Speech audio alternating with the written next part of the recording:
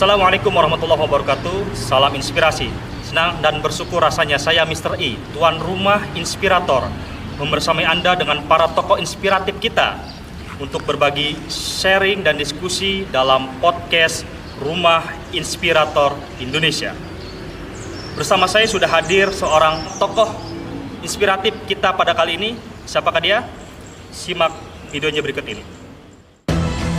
Saya Fahrudin Bisri Slamet, Ketua DPRD Kabupaten Demak.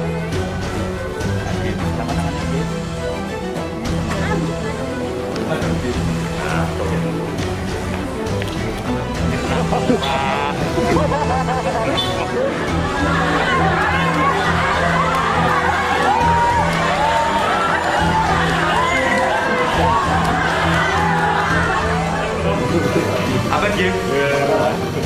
Berikan tepuk tangan yang meriah di sini berbahagia. Mami Patni Adikarase Mataresu Kadacana. Laksanakan tugasmu dengan seikhlas-ikhlasnya tanpa menimbang apa yang akan kau dapatkan. Karena kalau tidak, kamu pasti anak cucumu yang akan mendapatkan. Assalamualaikum warahmatullahi wabarakatuh, Bapak FBS. Waalaikumsalam warahmatullahi wabarakatuh. Bapak Haji Sri Fahrudin Bisri Slamet SE, Ketua DPRD Kabupaten Demak, bahwa sudah 4 kali atau 4 periode berturut-turut diamanahi oleh rakyat untuk menjadi wakil rakyat di DPRD Kabupaten Demak. Boleh diceritakan Pak kisahnya Anda bisa menjadi Ketua DPRD setelah berproses sekian lamanya hingga sampai saat ini? Terima kasih. Jadi saya menjadi wakil rakyat dimulai tahun 2004. Di situ saya bukan siapa-siapa dan kebetulan pada saat itu saya menjadi pengurus PD Perjuangan sebagai ketua PAC. Dan alhamdulillah 2004 diberikan amanah oleh masyarakat sampai sekarang. Ya pada prinsipnya bahwa menjadi wakil rakyat ini harus tahu posisi kita di mana. Wakil rakyat ini adalah kalau bahasa bahasa programnya ya pesuruh masyarakat, pelayan masyarakat. Artinya kita harus memposisikan masyarakat ini sebagai juragan kita. Apa yang dimaui oleh juragan kita, ya pastinya kita harus bisa merealisasikan, sehingga pastinya keinginan masyarakat ataupun aspirasi masyarakat ya pastinya yang sesuai dengan norma-norma yang ada, sesuai dengan kepentingan umum, sehingga kita bagaimana caranya kita ini harus bisa menyenangkan hati rakyat. Kalau hati rakyat ini sudah istilahnya match dengan kita, sudah percaya bahwa saya ini bisa menjadi pelayan yang baik, insya Allah ya akan digunakan terus. Dan alhamdulillah dari 2004, 2009, 2014 dan kemarin 2019 ini saya masih diberikan amanah masyarakat dari Dapil 4 sekarang, yaitu Meranggen dan Karangawen. Kami menyadari bahwa kita diberi amanah ini sangat berat, tapi apapun itu amanah harus kita jalankan dengan sungguh-sungguh sehingga masyarakat ini merasa terbantu dengan menjadikan saya ini sebagai pelayan masyarakat. Ini yang menarik. Jadi sudah beliau jelaskan bahwasannya beliau bukan sebagai pemimpin rakyat atau yang kalau boleh kita bahasakan ketua DPRD yang seharusnya memang istilah yang lebih tepatnya pemimpin, tapi beliau lebih suka menggunakan diksi atau kalimat yaitu pelayan rakyat, sehingga ketika beliau melayani rakyat dengan sebaik-baiknya hingga membuat rakyatnya senang dan amanah itu akhirnya kemudian diberikan oleh beliau selama 4 periode ini. Sungguh prestasi yang luar biasa karena kepercayaan itu adalah mahal ya. Nah, bolehkah diceritakan sedikit sebelum Anda menjadi wakil rakyat atau dalam hal ini politisi, profesi sebelumnya itu apa sih gitu? Apakah ada sangkut pautnya dengan dunia politisi atau seperti apa? Jadi saya sendiri tidak menyangka ya kehidupan saya ini bisa masuk dalam kencah perpolitikan di Kabupaten Demak. bahwa pada saat itu saya hanya senang dengan PDI pada waktu itu. Oke. PDI Perjuangan. Dari kecil memang saya sudah menyukai PDI karena di situ ada sosok Bung Karno yang menginspirasi saya bagaimana kepemimpinan beliau. Dari situ tumbuh kesukaan saya pada PDI pada saat itu. Ya biasa Mas, setelah lulus SMA masuk kuliah, di pertengahan kuliah belum selesai nikah. Pastinya di situ kita harus bertanggung jawab terhadap istri kita ya, keluarga kita ya. Dan pada saat itu alhamdulillah istri saya bekerja. Saya masih pengangguran tapi banyak acara. Pengangguran banyak acara. Pengangguran banyak acara. Iya. Ya saya bekerja serabutan. Yang penting bahwa bagaimana kita bisa menghasilkan uang. Iya. Awal memang kebetulan kakak saya ini mempunyai armada truk. Dan kebetulan saya bisa nyopir. Oke. Lebih gampangnya kan saya jadi sopir. Jadi sempat pernah menjadi supir truk ya, Pak? Iya, jadi supir truk lama Mas. Berapa lama tuh? Saya dari tahun 92. Tahun 1992. Iya, 92 sampai dengan 2004-an lebih. Karena Wow. saya jadi DPR itu masih kadang mocok jadi supir. Masih nyambi jadi supir. Iya, DPR pertama itu. Oke. Karena jadi anggota DPR mungkin tugasnya kan pada saat itu kita awal ya, masih belum paham betul kita harus bagaimana. Dan kebetulan ya ekonomi keluarga pada saat itu ya biasa masih compang-camping. Iya. Saya ini kadang mocok jadi supir truk ambil pasir itu. Ya kadang bawa tronton dan sebagainya. Jadi kehidupan di jalan pastinya saya sudah pernah menikmati. Iya. Selain itu juga ada pengalaman yang lain pada saat itu Krismon. Krisis moneter tahun Ya, 98. Baik. 98 itu Iya. ya. Pada saat itu memang saya pada saat itu pernah kredit truk, tapi baru berapa bulan, 3 bulan sampai 5 bulan.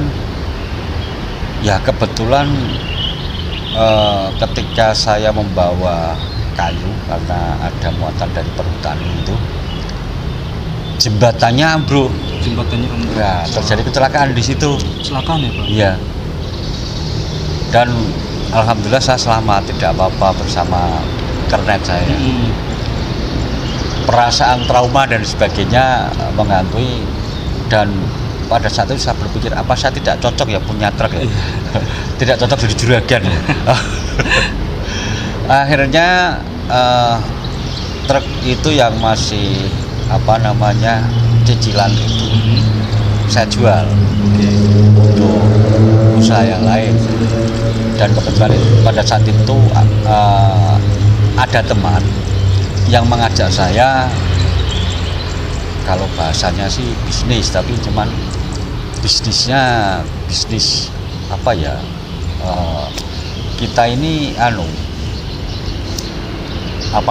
bahasanya korek-korek di mobil tangki itu Mas, mencari sisa-sisa minyak minyak goreng. Sekarang ini kan minyak goreng agak langka ya. Dulu kan seperti itu, minyak goreng harganya naik turun. Iya. Kebetulan saya punya teman sehingga saya ini sering mangkal di pelabuhan. Menarik. Itu ada teman-teman yang membersihkan tangki-tangki itu sisa-sisa, saya kumpulin, saya beli, saya jual di pasar. Ya ada, alhamdulillah beberapa waktu kita punya pelanggan, dan itu saya lakukan kurang lebih 1 tahun. 1 tahun. Ya. Dan pada saat itu tahun 2021-22. 2001-2002. Iya. Terus 1 tahun saya ini orangnya kadang-kadang bosenan. Saya mencari pengalaman lagi di kayu. Ini juga kita cari kayu di Kalimantan, di Sumatera dan sebagainya. Sampai dengan saya nyalek tahun 2004. Alhamdulillah pada saat itu saya dipercaya untuk menjadi ketua PAC di tahun 2021, dan di tahun 2024 ya, saya mencoba nyalek, karena pada saat itu saya belum tahu juga tugas DPR itu apa. Ya karena di partai kita ada aturan ada bisa nyalek begitu, saya akhirnya terjun di sana, dan alhamdulillah bisa diberikan amanah oleh masyarakat, sehingga 2004 itu saya resmi jadi anggota DPRD Kabupaten Demak. Dan pada saat itu saya masih menjadi pengurus di Bulog juga. Artinya memasukkan gabah beras di Bulog. Ya namanya saya juga jadi pesuruh orang. Dari situ saya jadi anggota, masih sempat untuk bekerja di luar, ngurus itu, kadang yang ngambil pasir itu saya lakukan 2004 sampai 2006-an. Itu terus 2009 itu mulai suara terbanyak. Di dapil tersebut ya Pak ya? Iya, semuanya kan Mas. Berapa dulu waktu itu suaranya? Jadi saya dapat suara 5.000 kebetulan. 5.000. Di dapil saya ini saya harus bersaing dengan dulu menjadi ketua DPR. Yang pastinya segala dengan segala sarana dan prasarana yang mumpuni. Betul. Pada saat itu saya tidak ada uang, terus terang. Tidak ada uang. Tapi nekat ingin tetap maju. Ya, bagaimana kita sudah pernah menjabat, artinya kita harus bertarung lagi di 2009. Saya tidak ada uang, dan pada saat itu saya masih ingat hari Rabu untuk pencoblosan. Ketika hari Selasa malam untuk uang operasional, kan kita biasa bagi uang saksi dan sebagainya. Untuk operasional ini sudah kita serahkan kepada kader-kader kita, ranting-ranting yang bergerak. Ya kebetulan uang saya kurang. Kehabisan. Ini bagaimana cara menghindari agar teman-teman yang datang ini tidak ada kelas dengan saya. Akhirnya saya menghindar, ya rumah malam itu saya tutup, sampai tahu untuk pengurus PAC yang lain untuk berjaga di rumah. Saya keluar bersama teman saya, pada saat itu bendahara PAC. Saya pada saat itu masih ingat sekali punya uang sekitar 5.000 rupiah yang tinggal di kantong. Menarik itu. Ya akhirnya mau pergi kemana kita? Iya. Ya salah satunya saya terinspirasi, ini kita pergi sambil berdoa di makam Sunan Kalijaga. Jadi pelariannya ke makam? Iya, pelariannya ke makam. Sana kita dari jam berapa saya sampai di Kadilangu itu sekitar jam 9, jam 10-an. Ya kita berdoa, memohon kepada Allah bagaimana saya bisa mendapatkan amanah lagi. Karena suara terbanyak ini berat.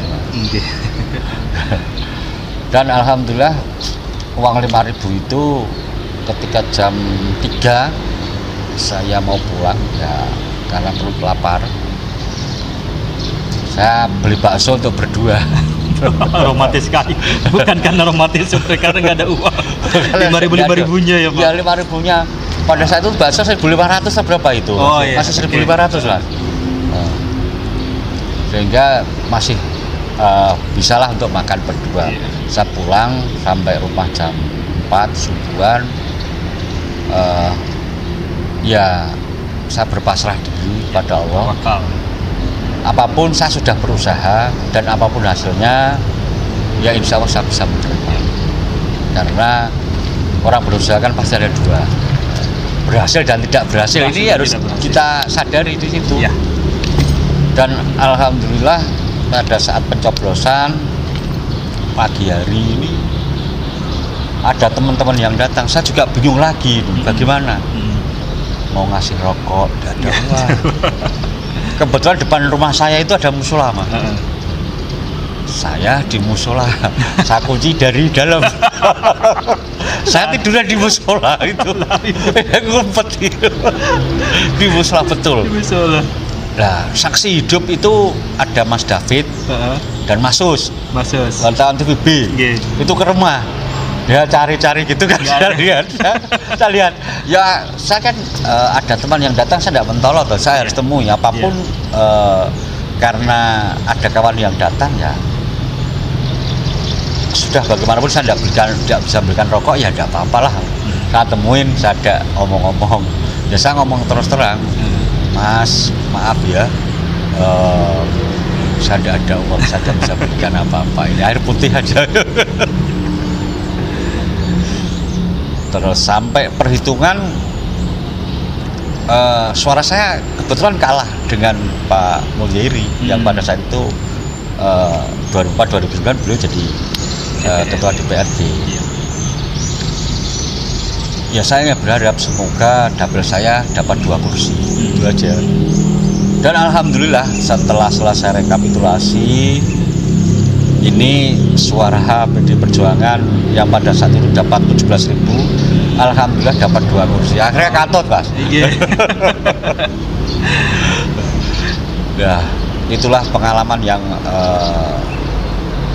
menggugah saya untuk kedepannya. Bagaimana sebenarnya kita harus menghadapi pemilu ke depan. Artinya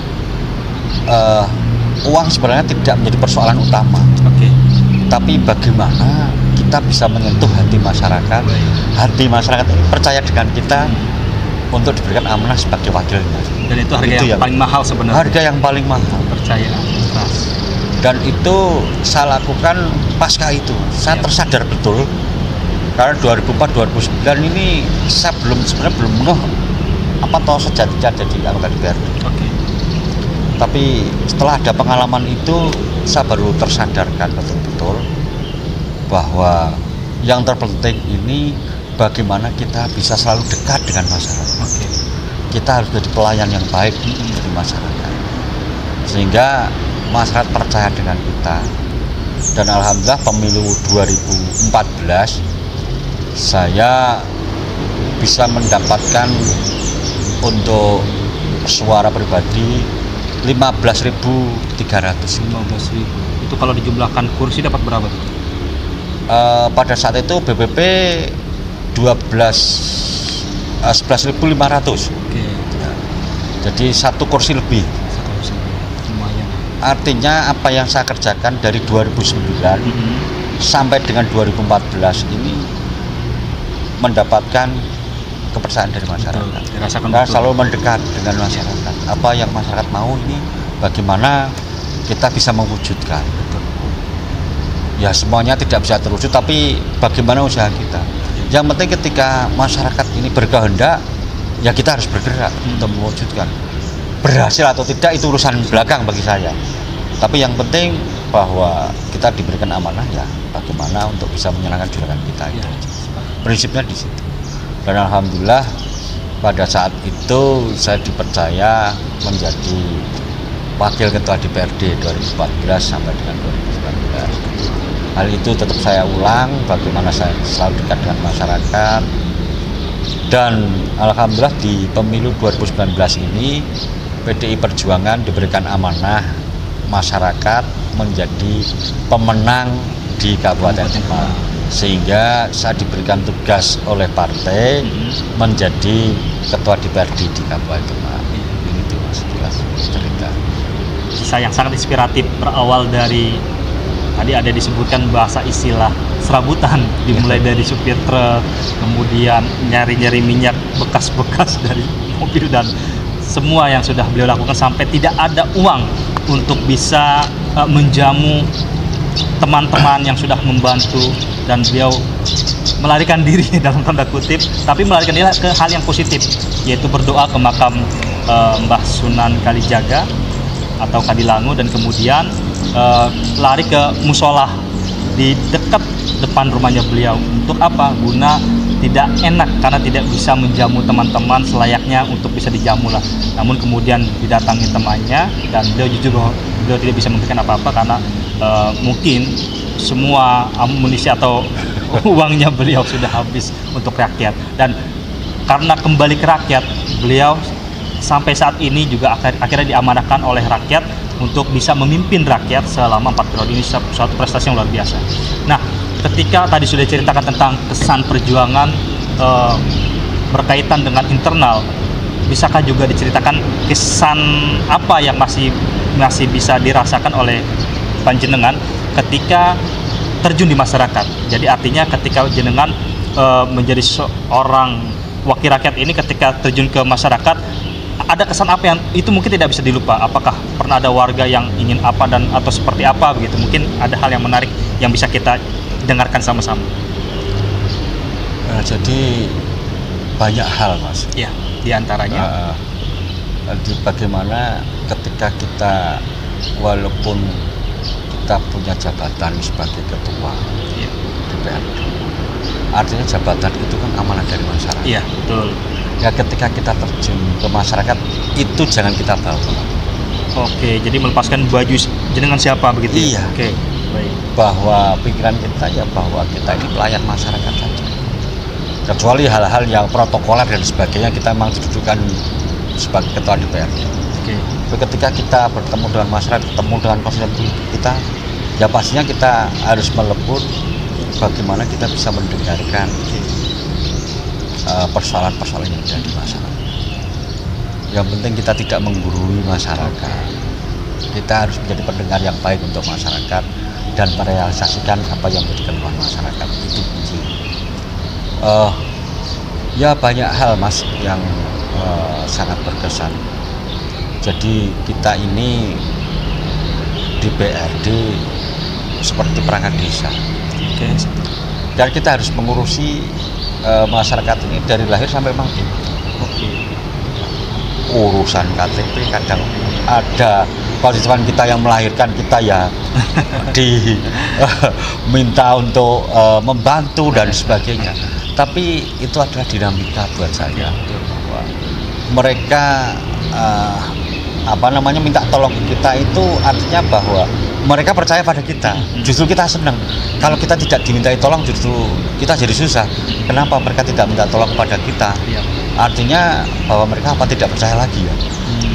Nah, disitulah sehingga hal-hal itu membuat saya tetap terus bagaimana berupaya untuk selalu dekat dengan masyarakat, dan itu yang tidak bisa saya lupakan. Jadi kesan yang paling mendalam bagi beliau, Bapak FBS ini adalah kesan yang paling berkesan adalah ketika bisa bersama dengan masyarakat, melebur bersama masyarakat, mendengar, sehingga harus melepaskan semua apa yang menjadi jabatan beliau, karena dengan begitulah ia lebih mudah untuk kemudian bisa merasakan betul apa yang memang sedang dirasakan masyarakat dan membantu semampunya sebagai wakil rakyat. Sampai dengan saat ini 4 periode tadi kita sebutkan, adakah orang di balik layar atau faktor pendukung seseorang, sosok atau siapa itu yang sejauh ini adalah orang yang paling berperan penting gitu mengantar Anda bisa sampai sekarang? Ya pastinya faktor keluarga, Keluarga betul. terutama istri. Iya. Istri juga sangat support Doa istri. terkait dengan apa yang sudah menjadi tugas saya, karena kita harus sering bertemu orang, harus sering keluar rumah sampai malam, bahkan masuk rumah pagi dini hari. Nah, kalau istri tidak support, pastinya kita di rumah akan sering terjadi perang ya. Gesekan betul. Karena menganggap waktunya nggak ada ya. Iya. Padahal istri juga padahal istri juga rakyat loh Pak. Lah iya. Mungkin berasa nggak ada waktu gitu ya. Iya. Tapi beliau mau karena, memaklumi itu ya. bisa memahami Iya. apa yang saya lakukan, dan alhamdulillah ya biasalah kalau anak kecil pasti ada. Tapi tapi alhamdulillah selama ini istri bisa memahami dan anak-anak juga paham terkait dengan tugas dan kewajiban saya, dan yang menjadi inspirator saya, yang pendukung semangat saya, yang orang yang mungkin bisa mendengarkan keluh kesah saya, ini kakak saya yang kebetulan sudah almarhum Mas Gatot Santoso. Ini beliau kakak saya yang selalu mensupport terkait dengan saya bisa menjadi seperti itu. Beliau juga panutan saya, sehingga apa yang beliau sarankan, apa yang beliau katakan pada saya, ya insya Allah semuanya saya jalankan. Dan alhamdulillah spot-spot beliau ini menjadikan saya kuat berusaha bagaimana untuk bisa berhasil di dalam menjalankan tugas saya. Bolehkah diceritakan apa sih kelebihannya jenengan dan mungkin juga apa kelemahan jenengan, biar menjadi sebuah pembelajaran bagi kita. Oh, ketika kita kelemahannya di sini, oh bisa ditutupi dengan kelebihan inilah. Mungkin bisa diceritakan kepada kita. Kalau kelebihan apa ya, saya tidak merasa lebih dari yang lain. Kalau kekurangan banyak kekurangan saya, artinya terkait dengan bagaimana kita menyuarakan suara masyarakat, ya banyak yang belum berhasil. Oke. Karena masih dalam proses ya Pak ya? Ya, itu menjadi kelemahan saya. Yang kedua, saya ini sering lupa. Kadang-kadang sudah diminta bantuan orang, ini kelupaan. Nah, ya inilah kadang-kadang yang membuat saya agak repot. Kadang sering dimarahi konstituen. Oh iya. Tapi ya namanya apa ya, saya sudah berusaha untuk memperbaiki itu. Kan ya kadang-kadang itu sifat dasar itu. Dan karena juga banyak yang dipikirkan. Iya. Jadi sering lupa. Ini yang membuat kendala saya untuk mungkin kekurangan selama ini untuk interaksi dengan masyarakat. Ya. Selama Anda menjabat sebagai anggota DPRD, wakil rakyat dalam hal ini, adakah hal yang sudah dilakukan yang sebelumnya belum dilakukan? Atau mungkin ada hal yang belum dilakukan padahal yang sebelumnya sudah dilakukan? Kalau memang itu boleh diceritakan ya, kita pengen informasi. Jadi saya mempunyai obsesi bahwa di DPRD ini harus menjadi lembaga yang bisa dipercaya oleh masyarakat, menjadi lembaga yang bisa menampung keluhan masyarakat, menjadi lembaga yang gampang diakses, menjadi lembaga tempat bagaimana masyarakat ini menyuarakan kehendak, sehingga masyarakat ini ketika datang ke gedung parlemen, apa yang menjadi masalahnya ini bisa terselesaikan. Itu obsesi saya. Dan selama ini ya ada beberapa hal yang mungkin yang sudah kita lakukan. Ya ada hal-hal yang belum berhasil kita lakukan. Tapi saya memang berkeinginan bagaimana lembaga DPRD ini marwahnya bisa terangkat sehingga masyarakat datang ini tidak takut, Ya. tapi masyarakat datang ke gedung DPRD ini merasa sebagai nyaman, sebagai rumah sendiri. Artinya di situ adalah tempat untuk menyelesaikan persoalan-persoalan yang ada. Dan di Undang-Undang 23 ini kita ini kan satu kota dengan eksekutif, Oh iya. sehingga kita ini pastinya harus bermitra dengan baik, yang pada intinya apa yang dicita-citakan peningkatan kesejahteraan masyarakat ini bisa terwujud. Yang menarik tadi ada istilah akses dan membantu masyarakat selesai dengan seketika. Ini ada informasi dari stafnya beliau bahwa Bapak FBS ini memudahkan akses untuk masyarakat warganya beliau yang ingin berjumpa langsung mengeluh kesahkan masalahnya di dalam kehidupannya, dan beliau langsung menjamu, beliau langsung menerima, baik itu di gedung DPRD kantor beliau bertempat, kemudian juga bisa di rumah dinas. Nah, saat ini kita sedang berada di rumah dinas Ketua DPRD Kabupaten Demak. Beliau dengan sukarela, dengan senang hati menerima cerita dari rakyatnya, dari warganya, dan kemudian ketika memang beliau bisa bantu dengan seketika, dan beliau tidak sungkan-sungkan dan sangat berkenan untuk bisa membantunya dengan segera. Ini yang menjadi menarik. Saya menemukan perbedaan lah dari beberapa anggota dewan yang lain.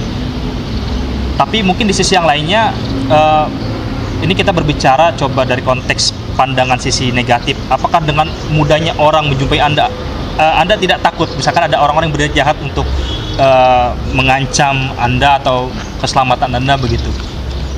Jadi apa ya? Saya ini sudah dari muda istilahnya di kehidupan keras. Oke. Dan saya selalu berpandangan orang itu semuanya baik. Oke. Ini inspiratif sekali. Jadi ketika orang bertemu dengan saya siapapun ya saya terima. Tidak ada istilahnya sekat-sekat ataupun screening siapa yang boleh bertemu dan tidak. Bahwa semua masyarakat ketika mau ketemu dengan saya berarti butuh saya.